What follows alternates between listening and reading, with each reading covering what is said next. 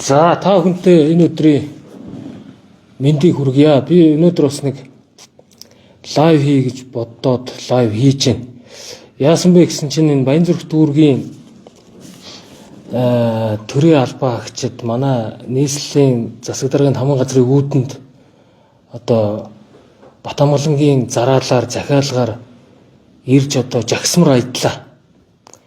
Тэгээ тавьж байгаа шаардлага нь Баянзүрх дүүргээс их мөнгө төвлөрүүлж яана хөгжихгүй байна гэдэг ийм юм ярьж байгаа шалтгатай боловч эзнийхээ хулгай луурыг хаацаалж эзнийхээ одоо хулгай луурын одоо тэр мөрийг бууруулах юм зорилготой юм хөлсний нэг юм жагсаалмар айдж байна. Энийг би болцгоо гэж одоо та бүхэн хэлэх гэж олон нийтийн сүлжээнд хандж байгаа маа. Энэ жил Баянзүрх дүүрэг 186 тэрбум төгрөгийг нийслэлийн төсөвт төвлөрүүлж өгнө.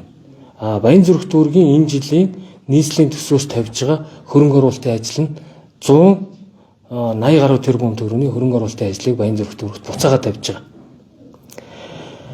Нэг зүйл, хоёрдугаарт Баянзүрх дүүрэг бол хүн ам ихтэй газар нутаг томтой аж ахуйн нэгж олонтой зах худалдааны төв ихтэй учраас бид орлогыг бүрэн төвлөрүүлэх юм арга хэмжээ авч 186 тэрбум төгрөгийн орлого төвлөрүүлж байгаа. Сүхбаатар дүүрэг бүр одоо жижигхэн газар нутагтай дүүрэг хэрнээ өнөөдөр нийслэлийн төсөв 600 гаруй тэрбум төгрөгийг төвлөрүүлдэг ийм л одоо тогтсон уламжлалтай. Баянзүрх дүүргийн татврын орлогон дээр өнийг ч нэмэгдүүлэх орон зайнууд бий. Энэ юу гэвэл богдуулын амд баригдсан тансаг зэрэглэлийн амны орон сууцуудаас үл хөдлөлтөрөнгийн татвар авах ийм ажлаас гарцсан ажиллаж байгаа. Тэгэхээр өнөөдрийн энэ жагсаалууд нэг тийм татвар матвартай холбоогүй Баянзүрх дүүргийн номын орооны дарга барилга хотоогуултын сайд улсын хурлын гишүүн Батамгалангийн түүний хамаарал бүхий хүмүүсийн хийсэн хулгай луурыг өөр чиглэл рүү шилжүүлэх гэж ийм одоо үйлдэлд оролцож байгаа энэ төрийн албаа агчид хорон засаг дарга нар хэсгийн ахлагч нарыг энэ үйлдэлээ зогсоохгүй л би засаг захиргааны нутаг дэвсгэрийн нэгж түүний удирдлагын тухай хууль заасны дагуу дүүргийн засаг даргаас ахуулаад бусад одоо чөлөөлж болох бүх хүмүүсийг төрийн албаны болон бусад хууль тогтоомжийг ноцтой зөрчсөн гэдгээр шийдвэр гаргана шүү гэдгийг би одоо сануулж та бүхэнд хэлж байгаа. Зарим хүмүүс одоо манай дүүрэг эмнэлэггүй байна, юугүй байна гэж ярьж байна. 30 жилийн өмнө хувьчлагдаад алга болцсон Баянзүрх дүүргийн эмнэлгийг бид нар бас буцааж авах гээд ингээд өнөөдөр сууж байгаа. Хилцээрт орцсон явж байна. Баянзүрх дүүрэгт энэ жил би зүгээр хийгдэж байгаа тэр 180 гаруй тэрбум энэ эмнэлэг ороод бараг 200 гаруй тэрбум төгрөгийн ийм одоо хөрөнгө оруулалтууд хийгдэнэ. Баянзүрх дүүрэгт энэ жил бараг 10 гаруй сургууль цэцэрлэг тавигдж байгаа. Өөрөөр хэлбэл энэ татврын орлогоор бид нар сургууль цэцэрлэгийн хүртээмжийг нэмэгдүүлэх. За ийм ажлууд хийж байгаа гэдгийг хэлье. Би тэгээд нөхдүүдэд одоо санууллаа шүү. Дараа нь гоншгохгүй шүү. Энд тэнд анкет барьж гүйхгүй шүү. Тэр намын ажил албан тушаал авах гэдэг бол би дээр хэлсэн шүү дээ. Энд тэнд очиж хүний үе цахиж гоншгонож гонгинж явахын хооронд энд тэнд хүн торхирохын хооронд намын хурал мурлаа зарлаад хэдүүлээ хоёулаа хүчээ үзье. Эсвэл хуулийн албан байгууллагаараа айлгаж шорон моронд хийж бод авчиж болно. Би одоо та нар шиг юм завтай зайтай хүн биш. Би 7 хоногийн 7 өдөр ажилладаг. Энэ хотын их бүтээн байгуулалтын ажлуудыг урагшлуулах гээд одоо ингээд цаг наргүй ажиллаж байна. Би бас энэ инх хоёр гээд хууль зүйн дотоод хэргийн сайд хандаж хэлмээр байна. Энэ илэрхий хулгай гарчаад байна штэ инх хоёр сайдаа. Шударгаас ирдэг штэ. Хууль зүйн дотоод хэргийн сайд инх хоёр та одоо завхны зүгээр жирийн ард түмнийг загинжахын оронд энэ Батамгалан түүний төрсөн дүү хоёрын энэ зэс эрдний хувь компаниас хулгайлсан мөнгө хулгайд алдсан эзэдүүд нэрээд өсгөлэн зарлаад заримынх нь бие муудаад байж хахад тэнд зүгээр байж завхны иргэдийг загинжахын оронд энэ нүдэнд орчин таны хамтран зүтгэгч Баянзүрх дүүргээ сонгогдсон Батамгалан түүний хамаарал бүхий хүмүүсийг одоо шалгаж энэ иргэдийнхээ эрх ашигыг хамгаалах талаар та шудраг усны сайдын хувьд ажил хиймээр байна гэж би одоо хэлье. Яг тэгвэл би энэ ажлыг өмнө нь хийжсэн. Энэ тэндээс одоо оргон зайлсан бараг 100 гаруй хүмүүсийг бид нар одоо авчираад шудраг шүүхийн өмнө авчирч ирсэн. Тав сүүлүүд яриад л байгаа ш. Бид нар Бадамжуна гэдэг хүний чи өөрөө улаан гараараа очиж Филиппинээс авчирч ирсэн. Тэгэд би таныг тийм холоос одоо хүн амьтаа авчирч чадахгүй энэ нүдэнд орч яг хажууд орч хамард орч байгаа энэ Эрдэнэтийн 24500 хүнийг одоо холигтаад 70 тэрбум төгрөгийг нь идсэн хүмүүст хариуцлага тооцох асуудлаа ярихаас шударгаас эхэлнэ гэдгийг бас би хэлхийг хүсэж байна. За эцэст нь би одоо энэ нийгмийн сүлжээн дээр одоо нэг зүйлийг олон дахин давтаад явах вэ. Би ажил хиймээр байна, ажил ихтэй байна. Та хэд чиг тийм цаг нартай завтай хүн биш. 7 хоногийн 7 өдөр бид нар энэ нийслэлийн бүтээн байгуулалтын ажлуудыг яаж хурдан явуулах уу, яаж энэ төвжирлийн нөлөөллийг бууруулах уу, яаж агаарын бохирдлыг бууруулах уу гэдэг дээр одоо төвлөрөөд ажиллаж байгаа гэдгээс хэлье. Батамгалан гуйд хэлэхэд одоо ямар их шунал тачаал вэ одоо энэ албан тушаал тийм одоо чухал юм бол би тэр хоёр аргаараа аав гэдгээ хэлсэн. Тэр хүмүүсээс сулгаалсан мөнгөө өг гэд би бас шаардж байна. Би харин Эрдэнэтийн зис эрдэнэ хөв мөвийн одоо ард нь намайг байдаг энэ төр гэсэн юм ярьж илээ. Би бүгднгийнх нь эздүүдийг зарлж чадна шүү. Сая би хамгийн сүүлд тэр хувьцаа эзэмшигчдийн хуралд орсон хүмүүсийн нэрийг би авлаа. Тэгээ энэний ард манай төрийн байгууллагын улс төрийн одоо том хүмүүс энэний ард байдгаа гэдэг энэ бүгд олон нийтээр ярьж байгаа шүү дээ. Сая хувьцаа эзэмшигчдийн хуралд 8 хүн орсон байна. Энд бодвол бүгд хувьцаа эзэмшигч баг. Галсны юм гэж байна. Мөнхбаатар гэж байна. Мөнх Жаргал гэж байна. Аргичаа хүү гэж байна. Төвшин баяр гэж байна. Инхтвэ гэж байна. Батбаяр гэж байна. Лавццэг гэсэн ийм хүмүүс сая энэ одоо төлөөлөл өдөртөх зөвлөлийн хурлаа хийсэн гэсэн ийм зүйлийг би бас олж авлаа. Өөрөөр хэлбэл би энэ хүмүүсийн альных нь ард байгаа юм бэ. Нэг нэр заачих. Тэрний ард Нямба хувьцаа эзэмшдгээгээд одоо хэлвэл би тэрний жинхэнэ эзнийг энэ их хурл саарл байшин дотор байгаа хүмүүсээс би нэрлж чадна шүү. Та нар нийлж одоо худлаа хоорондоо ярьд юм байгаа. Би Эрдэнэтэд би нэг 5 удаа амьдралдаа очижсэн. Би атга одоо зэсийн шороо атгаж үзээгүй. Одоо юу одоо тэнд зэс эрдний хөв мөвтөр хувьцаатай гээд галзуу солиотой юм хүнд итгэхгүй юм, өмнөшгүй юм яриад байгаа. Би сэрэ хэвлэлийн баг урлаар намайг гүтгэсэн хүмүүсийг Баянзүрх дүүргийн иргэний шүүхэд хандсан байгаа. Би одоо тэр хувьцаа эзэмшдэг эсгээ тэр хүмүүсээр нотлуулаад ингээд шийдчихнэ. Би бол юмыг тийм хурдан шуурхай шийдэх сонирхолтой. Хоёрт нь Батамгалангуй таны одоо ажил дээр энэ хүмүүс ингээд хэдэн намын гишүүдийг шүн ороогүй загнаж наашаа явуулахаас гадна тэр гэр орон руу, гэр бүлийн хүмүүс рүү мессеж өчиж дарамтлага одоо болоо. Та ч одоо ямар одоо галзуурсан юм бэ? Би одоо танаа авгаа заяа руу залгаад мессеж өчээд байвал одоо намайг хүн гайхна үстэй. Тэгээ надтай эрэлт мөрөөрөө хэрэлдэхгүй агуу хөвгтүүд рүү орж ийм солиотой зам хийсэн мессеж, доромжсон мессеж бичдэг одоо болооч.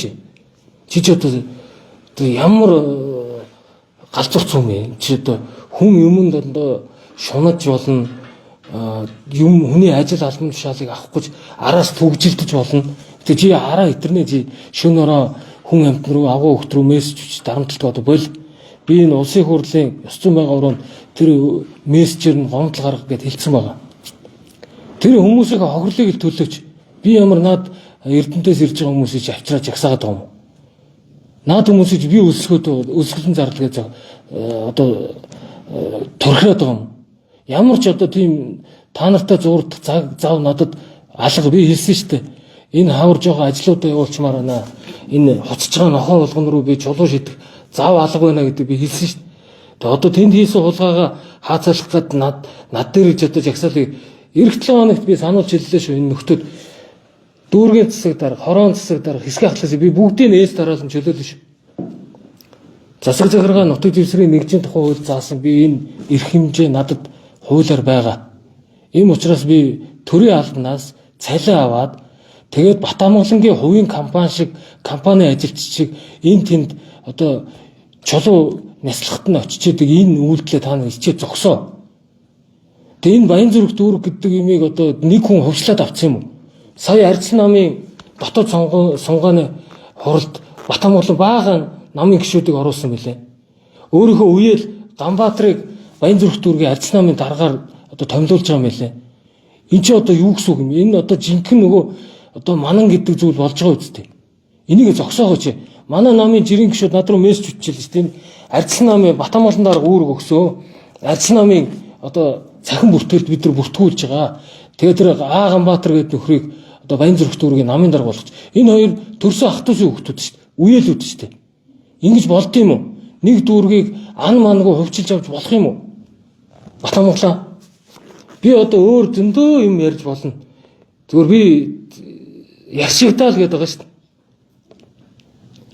Цагаан сараар жанжин клуб баахан хүмүүс аваад золгоод илээ. Хувийнхаа мөнгө, намын мөнгөөр болно шүү дээ. Гэтэл Баянзүрх дүүргийн төсвөөс 850 сая төгрөг ахмадын ороо руу шилжүүлж байгаа тэр мөнгөөрөө золголт хийгээд идэх чинь энэ одоо ариун явдал юм уу? Энийг инхээр сайд та одоо хууль ярилцлагын одоо сэлэн мэлдгээд өөрийгөө яриад идэг энэ асуудлыг шалгаач. Жил болгон Баянзүрх дүүргийн төсвөөс ахмадын ороо руу 850 сая төгрөг шилжүүлээд тэрнгөөрөө Батамгалангаа ахмадуудад бэлгэсэлт өгөөд ингэ байж болд юм. Баянзүрх дүүрэг ядуу өнөг гадаа жагсаж байгаа нөхдүүд хичээж та нарт бүгд нь чи 30 сая төгрөгийн буцалтгүй тусламж үзүүлсэн байл шүү дээ. Би овг нэртэй нэр устай гаргаад хэлж чадсан шүү дээ. Тэгээ тэр мөнгөөрөө Офту гэдэг компани барьсан барилга руу урьдчилгаа болгоод төлөөд Батамгалан даргынхаа барилгын компани борлуулалтыг дэмжсэн байл шүү дээ. Эч одоо нэг дүүрэг ийм байж болд юм уу? Энэ асуудлыг би бүгдийг нь хууль хяналтын байгууллагад одоо хөргүүлнэ. Офту гэдэг компани улаан хооронд дахин төлөвлөлтийн газрыг авч яваад тэр Офту гэдэг компани нь манай найз Батамгалангийн хөрөнгө оруулалтын мэдүүлэг дээрээ өөрийнх нь бичсэн компани. Барьсан орон сууцны хорооллын борлуулалтад Баянзүрх дүүргийн хорон дарга төрийн албаагчдад тус бүр 30 сая төгрөг шилжүүлж байгаад урьдчилгаа төлбөр болгоод тэгээ 8% зээл тамруулаад ингээд хүмүүсээ орон сууцжуулсан байлээ. Тэр Гачууртад маш том тансаг зэрэглэлийн хаусны хорооллыг Батамгалан дарга барьсан байлээ. Та энэ асуудлаа одоо хууль хяналтын байгууллагад ямар мөнгөөр их үүсвэр болгож барьсан бэ гэдгээ нотлоорой. Би ч гэсэн өөрийгөө нотлоход бэлэн байгаа шүү. Тэгээ хин хин нь одоо олон нийтийн өмнө гарч ирж ингэж одоо хэрүүл хиймээрг байна. Би одоо чам шиг ямар энэ тэндээс одоо хүмүүс жагсаагаад гүйлгээд идэг тийм ёс зүйгүй хүн биш учраас би чиний эсрэг одоо жагсаа хийвэл би бас энэ хотын намайг дэмждэг олон мянган иргэд барилга хотын байгуулалтын яамд очиж жагсаж болох л баг. Би тийм хоёрын хооронд шогийн чам шиг алей юм хийхгүй. Надад цонгны хайрхан дүүргийн хэдэн удаа сонгогдсон дүүргийн маань бас надад итгэлээ үзүүлсэн хүмүүс ингээд сэтгэлээр очиж жагсуулж жагсна. Урайлвал би тийм хогийн шогийн юм хийхгүй. Чи ихний ээлжинд дүүтэйгээ тэр хүмүүсээс сулгаа хийсэн мөнгөө төлж тэгжээс наад асуудал чинь намжих юм байлээ. Намжих юм байлээ шүү. 70 тэрбум төгрөгөө хулгайд алдсан хүмүүс тэгээд зүгээр та нарын толгойг хилээд байх уу? Үгүй. Хоёрт нь чи энэ баахан тэр орон сууц хаусны хорооллуудынхаа их үүсвэрүүдийг нотлоорой. Би өөр энийг хэлж шүү. 3 дугаар тэр одоо энэ Баянзүрх дүүргийг төрийн биш төрлийн алба болгодог одоо бол ерөөсөө ховдын нэртэй хүн болгон тэр бүх албан тушаалууд төр очсон байгаа шүү дээ. Хүн хин сайн ажил хийдэг хүнийг л уг нь хажуудаа авч ажиллах хэрэгтэй. Та бол ерөөсөө тэгээд нутгийн зөвлөлөөрөө энэ дүүргийг ховджууллаа, ховд дүүрэг болгочлоо. Төрийн албаны тэр төрийн мөнгийг Баянзүрх дүүргийн мөнгийг өөрийн хувийн юм шиг зарцуулж байна. Жанжин гөлөвт нэг олон хүмүүс цагаан сараар золгож байгаа зураг гараад би тэгээд анзаараач вэ. Тэгсэн чи баахан ахмадуудыг авчираад ахмадын холбоо руу мөнгө шилжүүлж гоод тэрнгөөрөө цагаан сар хийгээ явчихна. Наадам хийчихнэ. Ямар хэрэг вэ? Энд чинь намын ажиллагааг бол намын одоо санхүүжилтээр хийх ёстой шүү дээ. Хандив тусламжаар татвар төлөгчдийн мөнгөөр ийм юм хийж байгаа юм байлаа шүү Баянзүрхийнхээ. Та хэд энийг өөртөө үзнэ үз. Тэгээ одоо харилцан хяналт тавьдаг Ардс намынхаа дараагаар өөрийнхөө үеэл гайбыг одоо тавих гэж байна. Ингээ энэ дүүрэгт чи ерөөсөө нэг хүний одоо төрөл угсааны ийм дүүрэг боллоо. Батамгалан гүн боллоо. Батамгалан гүнгийн одоо дүүрэг боллоо шүү. Дээр үед Эрдэнэ ахын одоо нөгөө Баянгол дүүргийг Эрдэнэ бангийн дүүрэг гэдэг ус одоо Батамгалан гүнгийн дүүрэг боллоо шүү наад дүүрэг. Би харж байгаад улаан цагаан энэ дүүргийг нэг хүний дүүрэг болгохгүй. Тэгээ энэ удахгүй би дараагийнхаа шийдвэрүүдээ гаргаад явна шүү. За баярлалаа.